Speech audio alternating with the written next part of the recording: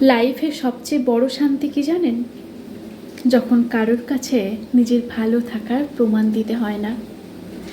কে বুঝলো, কে ভুল বুঝলো, কে থাকলো, কে চলে গেল, এসবের হিসাব করতে করতে মানুষ একসময় নিজের মানসিক শান্তিটাই হারিয়ে ফেলে। আর তখন আর নিজেই নিজেকে চিনতে পারেন না।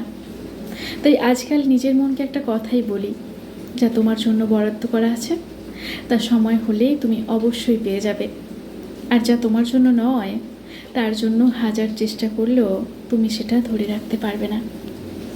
সত্যি বলতে, শান্তিতে বাঁচতে চাইলে সব প্রশ্নের উত্তর খুঁজতে নেই, কিছু উত্তর সময় আর পরিস্থিতি দিয়ে দেয়।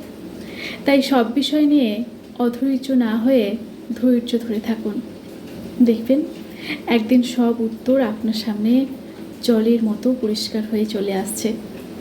তাই সব কিছু নিয়ে অতিরিক্ত না ভেবে নিজের মানসিক শান্তিকে গুরুত্ব দিন, কারণ এতে আপনার শরীর ও মন দুটোই ভালো থাকবে।